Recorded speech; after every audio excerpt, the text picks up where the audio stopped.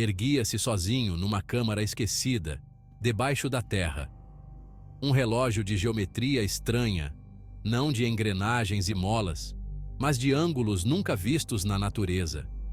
Seu material era indefinível, frio ao toque, mas irradiando um calor que parecia olhar para o sol. Emitia um zumbido baixo e ressonante, um ritmo que parecia ecoar as batidas de um coração, ou talvez o pulso do próprio universo. Este era o relógio do tempo, uma relíquia de uma era esquecida. Alguns sussurravam que era mais antigo que o próprio tempo. O mostrador do relógio era um vórtice rodopiante de símbolos, mudando constantemente, como dunas de areia ao vento do deserto. Não eram de nenhuma língua conhecida, no entanto, em algum nível primal, sussurravam de épocas passadas e eras futuras. Aqueles que ousaram contemplar o mostrador do relógio sentiram um arrepio, uma sensação de vertigem, como se o chão sob seus pés tivesse se dissolvido.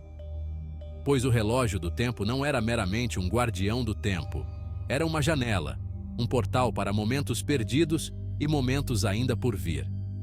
Poucos já tinham visto o relógio do tempo. Menos ainda viveram para falar sobre ele. Lendas falavam de sua existência em sussurros abafados, contos contados à luz de fogo, cada contador de histórias adicionando sua própria camada de pavor. Alguns diziam que era uma ferramenta dos deuses, outros, uma maldição sobre a humanidade. Mas todos concordavam em uma coisa: o relógio do tempo era uma força a ser temida. Seu poder era absoluto, sua influência imensurável. Um mero olhar para seu rosto mutável poderia desvendar a estrutura da mente de um homem. Passado, presente e futuro entrelaçados, deixando o espectador perdido em um labirinto de suas próprias memórias e potenciais linhas do tempo. O relógio do tempo era uma obra-prima caótica, uma sinfonia aterradora de tempo e espaço, para sempre fora de alcance e compreensão. Os efeitos do relógio do tempo foram sutis no início. Um objeto fora do lugar, uma memória esquecida, uma sensação de déjà vu tão forte que parecia uma premonição. Mas com o passar do tempo, as anomalias ficaram mais ousadas. Edifícios desapareceram durante a noite, substituídos por estruturas de séculos passados. Pessoas desapareceram sem deixar vestígios, suas existências apagadas como se nunca tivessem existido. Um homem, um humilde bibliotecário chamado Elias, se viu assombrado por visões. Ele estava classificando tomos empoeirados, quando de repente, as prateleiras se dissolveram. Ele estava olhando para o mercado movimentado da Roma antiga, ou para a corte reluzente de um rei morto há muito tempo.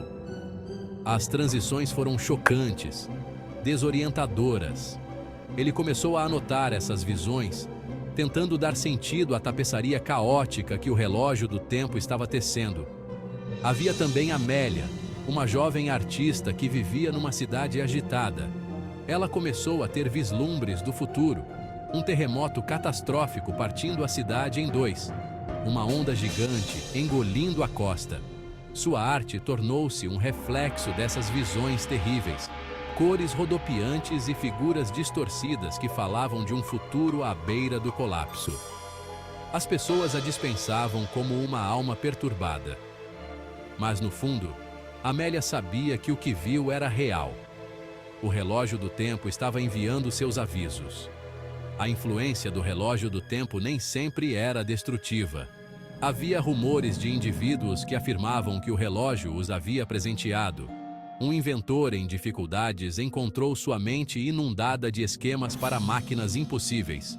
Uma mulher com doença terminal afirmou que o relógio lhe concedeu uma visão de sua própria recuperação. Mas essas eram as exceções, não a regra. Para cada bênção concedida, havia inúmeras maldições. O relógio do tempo era um mestre inconstante, e seus jogos eram jogados em uma escala além da compreensão humana. A professora Evelyn Wright, uma renomada física, dedicou sua vida ao estudo de anomalias temporais. Quando os relatos sobre o relógio do tempo chegaram até ela, ela os descartou como mera superstição. Mas a curiosidade, como uma mariposa atraída pela chama, a atraiu. Ela vasculhou textos antigos, decifrou símbolos crípticos e seguiu rastros de conhecimento esquecido. Finalmente, após anos de busca implacável, ela o encontrou. A câmara onde o relógio do tempo estava era mais fria que um túmulo. O ar estava pesado com o peso de séculos. À medida que ela se aproximava, o zumbido se intensificava, ressoando por seus ossos. Os símbolos que se deslocavam no mostrador do relógio pareciam pulsar com vida própria. Eles a chamavam, sussurrando segredos do universo, da própria natureza do tempo. Ela sentiu uma atração irresistível, um desejo de tocar, de compreender. A professora Wright montou um acampamento de pesquisa perto da câmara do relógio.